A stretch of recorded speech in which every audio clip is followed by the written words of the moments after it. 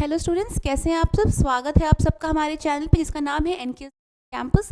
मैं आपकी एडुकेटर वसुधा आपके लिए टीजीटी पीजीटी बायोलॉजी के क्वेश्चंस लेके। स्टूडेंट्स, ये हमारी जेनेटिक्स की सीरीज़ चल रही है। ये पार्ट 4 है, यानी कि पार्ट 3 तक 3 पार्ट्स ऑलरेडी आपके YouTube channel NKS learning campus पे ही अपडेट हो चुके हैं। आप उसको जाइए और ज़रूर से बाकी के लेक्चर्स भी देखिए, और साथ ही साथ अपने किसी फ्रेंड, किसी भी अपने कलीग को जो भी किसी भी टाइप का लाइफ साइंस का एग्ज़ाम दे रहा है, वो इन क्वेश्चन सीरीज को देख सकता है, क्योंकि it is all about life science, it is all about genetics. तो ये ओवरऑल जेनेटिक्स की चीज़ें हैं, सिर्फ ऐसा नहीं है कि सिर्फ टीजीटी पीजीटी में ही पूछी जाएंगी, क्योंकि ये बायोलॉजी है, साइंस है, ये कहीं भी ये चीज़ें अप्लाई हो सकती हैं। ठीक है, और ऐसा तो नहीं है कि मैं सिर्फ क्वेश्चन कराती हूँ, आपको उसका एक्सप्लेनेशन नहीं देती हूँ। मैं सारे एक्सप्लेनेशन के साथ देती हूँ, और उनसे रिलेटेड जितनी चीज़ें हो सकती हैं मैं वो सब कुछ आपको समझाने की कोशिश करती हूँ, उतनी ही देर में, जितनी देर में ये वीडियो कंप्लीट हो जाए। तो स्टूडेंट्स, आप अपना भी इन वीडियो को देखिए और अपने उन सारे फ्रेंड्स को आप भेजिए जो आपके साथ टीजीटी पीजीटी बायोलॉजी के क्वेश्चंस या फिर एग्ज़ाम दे रहे हैं, या फिर कोई भी तरीके का लाइफ साइंस का एग्ज़ाम दे रहे हैं। ओके, चलिए तो हम लोग आज स्टार्ट करते हैं अपने पहले क्वेश्चन के साथ। हमारा पहला क्वेश्चन कहता है कि the phenomena in which a single gene influences more than one trait is called. तो क्वेश्चन क्या पूछ रहा है कि ऐसा कौन सा फिनोमिना है जिस सिंगल जीन जो होता है वो कई सारे ट्रेट्स को, कई सारे कैरेक्टर्स को शो करता है। तो क्या होता है कि one gene influences more character, more than influences more than one character। ठीक है, जैसे डॉर्सोफिला होता है, डॉर्सोफिला में एक जीन जो होता है, डॉर्सोफिला में जो एक जीन होता है वो रिस्पॉन्सिबल होता है, डॉर्सोफिला में एक जीन होता है वो रिस्पॉन्सिबल होता है डॉर्सोफिला का बताने के लिए। क्या बताता है? उसका विंग। ठीक है, विंग बताता है उसका। और क्या बताता है? उसकी विंग साइज बताता है। ठीक है, और क्या बताता है? वो बताता है उसकी बैलेंसिंग, कैसे बैलेंसिंग कर जाता है, वो बताता है रिप्रोडक्शन। तो एक ही जीन जो होता है कई सारे कैरेक्टर को इन्फ्लुएंस कर रहा होता है। ऐसे जीन को क्या बोलते हैं? ऐसे जीन को हम लोग बोलते हैं पीलियोट्रॉफी। ऐसे जीन को क्या बोलते हैं? पीलियोट्रॉफी। जो एक से ज़्यादा जीन को, जब एक जीन कई सारे कैरेक्टर को ही दर्शाता है, उसको हम लोग कहते हैं पीलियोट्रॉपी। चलिए नेक्स्ट क्वेश्चन की तरफ चलते हैं अपना। हमारा नेक्स्ट क्वेश्चन कहता है कि genes are mainly made up of. तो जीन्स किसके बने होते हैं? ठीक है, तो जीन्स बेसिकली होते क्या है? जीन्स होते क्या है? डीएनए होता है। ठीक है, क्रोमोसोम होता है, इस क्रोमोसोम पे क्या होता है? डीएनए होता है। ठीक है, और इस डीएनए में क्या होता है? इस डीएनए में होता है आपके छोटे छोटे छोटे छोटे छोटे जीन। ये ठीक है, ये आपका क्रोमोसोम है। ठीक है, और ये आपका डीएनए है। ठीक है, इस डीएनए में पर्टिकुलरली यहाँ पे वो जीन प्रेजेंट होते हैं। ठीक है, और यही जीन जो होते हैं एक जनरेशन से दूसरे जनरेशन में ट्रांसफ़र होते हैं, एक जनरेशन से दूसरे जनरेशन में ट्रांसफ़र होते हैं। ठीक है, फिर डीएनए जो होता है वो किसका बना होता है? डीएनए जो होता है वो किसका बना होता है? डीएनए बना होता है न्यूक्लियोटाइड का। डीएनए बना होता है न्यूक्लियोटाइड का। जैसे हमारी बॉडी है सेल से बनी होती है, वैसे ही डीएनए जो होता है न्यूक्लियोटाइड का बना होता है। न्यूक्लियोटाइड में क्या आते हैं? Pentose sugar. न्यूक्लियोटाइड में आता है pentose sugar plus nitrogenous bases,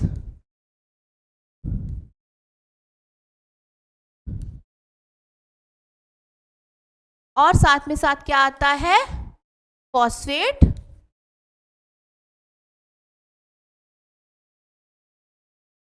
phosphate group. ठीक है, तो कलेक्टिवली इसको हम लोग क्या बोलते हैं? न्यूक्लियोटाइड।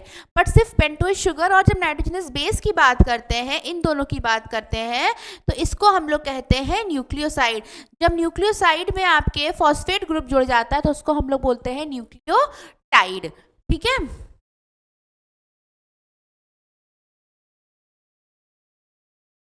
ठीक है। तो अब न्यूक्लियोटाइड जो होता है, न्यूक्लियोटाइड न्यूक्लियोटाइड न्यूक्लियोटाइड न्यूक्लियोटाइड मिल में क्या बनाता है, बनाता है पॉलीन्यूक्लियोटाइड। और ये पॉलीन्यूक्लियोटाइड जो होता है, यही पॉलीन्यूक्लियोटाइड जो होता है बनाता है आपका, ठीक है। तो ये किसके बने होते हैं, mainly made up of RNA. Genes किसके बने होते हैं, बने होते हैं आरएनए के।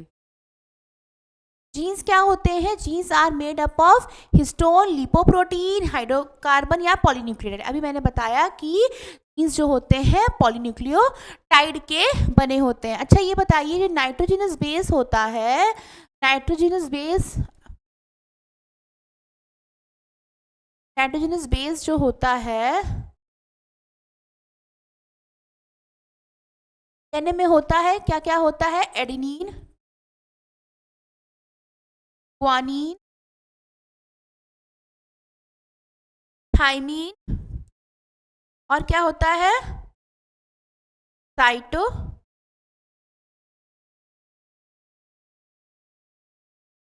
ठीक है, ये चार होते हैं।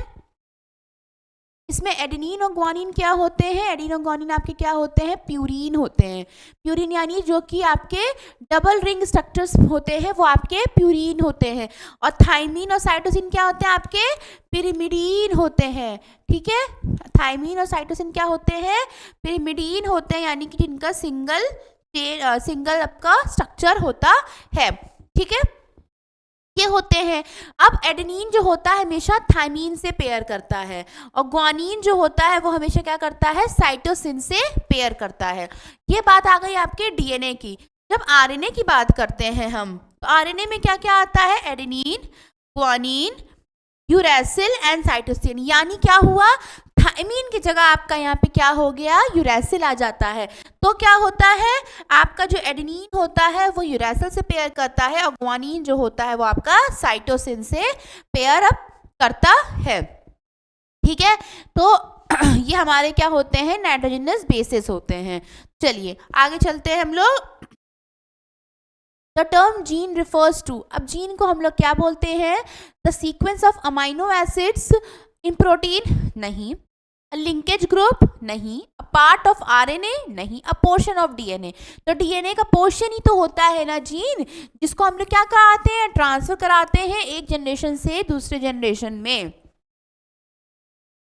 बेसिकली जो हेरिडिटी में पार्ट लेता है वो क्या होता है, वो आपका जीन होता है। If a rare genetic disease is inherited on the basis of X-linked dominant, one would expert to find।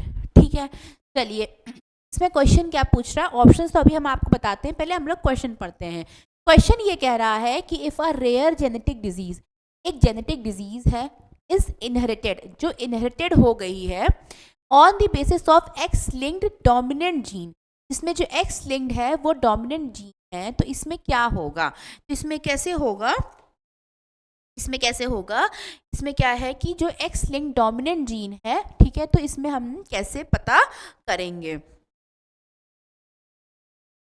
देखिए इसमें कह रहा है, ये है फादर और एक है आपकी मदर।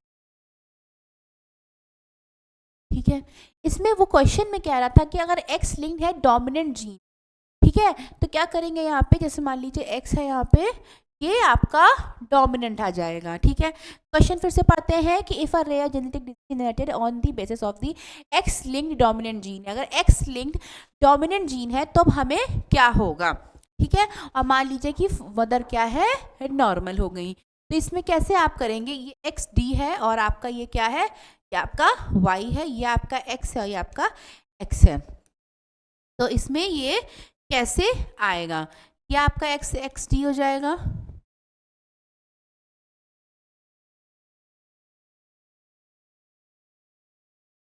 ठीक है, तो इसमें क्या आ रहा है, इसमें क्या आ रहा है, ये जो आपके आ रहे हैं अफेक्टेड आ रहे हैं, जो डॉटर आ रही है आपकी अफेक्टेड आ रही है, और जो सन आ रहे हैं वो नॉट अफेक्टेड आ रहे हैं, जो सन है वो नॉट अफेक्टेड हैं। अब क्वेश्चन पढ़ते हैं कि affected father have 100% affected son.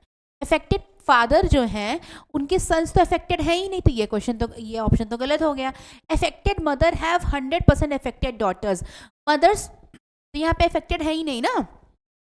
Affected father have 100% affected daughters, ये बात सही है, क्योंकि जो फादर इफेक्ट हो रहे हैं तो उससे क्या हो रही है, डॉटर इफेक्ट हो रही है।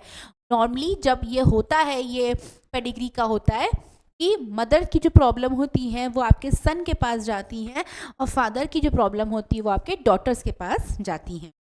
चलिए, इफेक्टेड मदर्स हैव 100% इफेक्टेड सन, तो यहाँ पे ये गलत है क्योंकि सन तो इफेक्टेड है ही नहीं। तो ये ऑप्शन एकदम आपका सही हो गया। चलिए नेक्स्ट चलते हैं। A normal woman is married to a man having an hypertrichosis. Hypertrichosis एक कंडीशन होती है जिसमें क्या होते हैं, ये सिर्फ और सिर्फ seen only in man।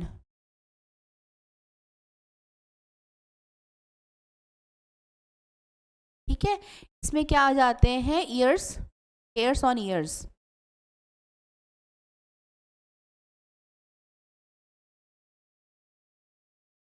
ठीक है, तो normal women is married to a man having hypertrichosis condition. एक नॉर्मल वुमेन है, ठीक है, सपोज मान लीजिए एक नॉर्मल वुमेन है और उसने क्या किया है, एक मैन से जिनसे शादी हुई है वो हाइपरट्राइकोसिस कंडीशन में है। ये हमेशा मैन में देखी जाती है, तो ये हमेशा क्या होती है, ये वाई लिंक्ड होती है। ये क्या होता है, हमेशा वाई लिंक्ड होती है, जो भी प्रॉब्लम होती है वो वाई वाले ही पोर्शन में होती है, क्योंकि वाई जो होता है वो डिपेंड करता है सेक्स डिटर्मिनेशन में। What is the possibility of this daughter to have an hypertrichosis condition? इसमें से कैसे होगा कि डॉटर का क्या कंडीशन आएगी। चलिए ठीक है, तो बना के देख लेते हैं हम लोग। इसमें जो फादर है वो क्या है, एक्स वाई है, ठीक है, और जो अफेक्टेड है, और जो मदर है वो आपकी नॉर्मल आ गई है, तो यह आपका हो जाएगा ऐसे।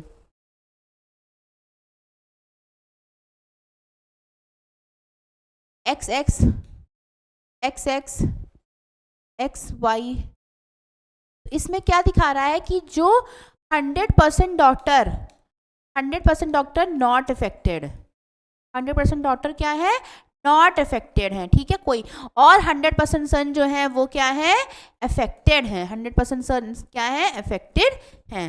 तो क्वेश्चन में पूछ रहा है कि what is the possibility of the daughter to have the, तो ये हाइपरट्राइकोसिस जो होगा वो डॉटर में तो होगा ही नहीं ना। तो अगर आप इसको सॉल्व नहीं भी करते हैं तो अभी इसका आंसर आपका 0% आएगा, क्योंकि ये मेल्स में ही होता है, फीमेल्स में हो ही नहीं सकती है। चलिए आगे चलते हैं। एडिनोसाइन इज अ, एडिनोसाइन क्या है, ठीक है, एडिनोसाइन पूछा है, यहाँ एडिनिन नहीं पूछा है, तो आप इसमें नाइट्रोजनस बेस नहीं लिखेंगे, ठीक है। एडिनोसाइन क्या होता है, एडिनोसाइन एक क्या होता है, पेंटोज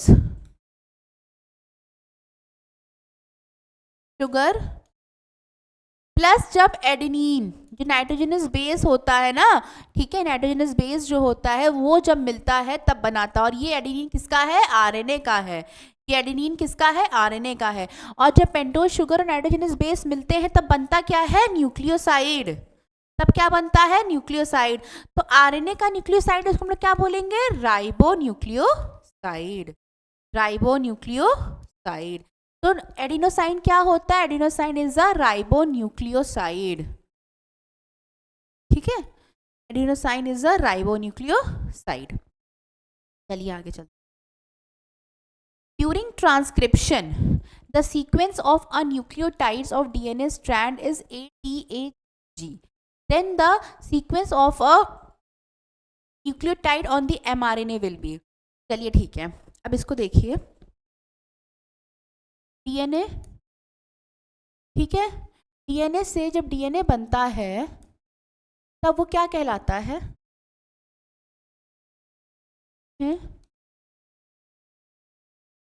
इससे क्या हो रहा है, बन रहा है, ठीक है, इससे डीएनए बनता है तो क्या बनता है, डुप्लीकेशन होता है,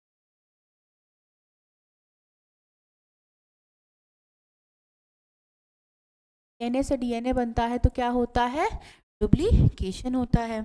फिर जब डीएनए से क्या होता है, आरएनए बनता है, आरएनए बनता है तो क्या होता है, तब होता है ट्रांसक्रिप्शन। ठीक है, जब आरएनए से आपका प्रोटीन बनता है, ठीक है, आरएनए से आपका प्रोटीन बनता है, तब क्या कहलाता है वो, ट्रांसक्रिप्शन। ठीक, अब जब आपका आरएनए से वापस डीएनए बनता है, तब उसको हम लोग क्या बोलते हैं, उसको हम लोग बोलते हैं रिवर्स ट्रांसक्रिप्शन। क्योंकि ट्रांसक्रिप्शन रिवर्स हो रहा है तो इसको हम लोग बोलते हैं रिवर्स ट्रांसक्रिप्शन। तो इस पूरे चीज को, जो डीएनए से लेके आपका प्रोटीन तक बनना, इसको हम लोग क्या बोलते हैं, सेंट्रल डॉग्मा। इसको हम लोग क्या बोलते हैं, सेंट्रल डॉग्मा। फिर इसमें क्वेश्चन क्या पूछा है, हाँ ठीक है, तो होता क्या है कि जब डीएनए से आरएनए बनता है, तो वो बनता क्या है, जो आरएनए बन रहा होता है ना, वो सबसे पहले वो एमआरएनए के फॉर्म में बनता है। जब डीएनए से आरएनए बन रहा होता है तो वो एमआरएनए में बन रहा होता है। तब होता क्या है, अब यहाँ पे जो सीक्वेंस दिया हुआ है ए,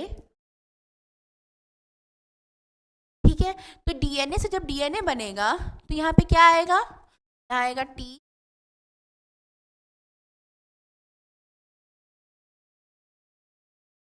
आपका क्या हो जाएगा, टी और सी हो जाएगा।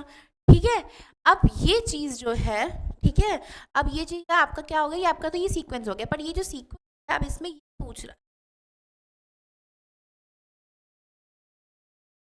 इसमें ये पूछ रहा है एमआरएनए बनेगा तो क्या बनेगा, जो का सीक्वेंस है इससे हमें एमआरएनए बना, इस डीएनए से एमआरएनए बनाना है, तो एमआरएनए क्या हो जाएगा, यहाँ पे आपका हो जाएगा यू,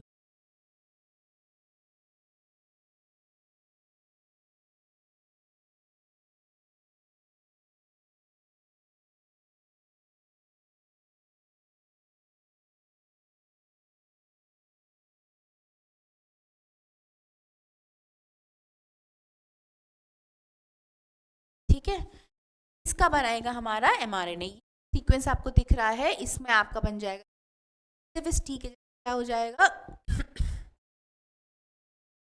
आपका हो जाएगा, समझ में आ गया, यहाँ पे इसका सही आंसर क्या हो जाएगा, यू सी।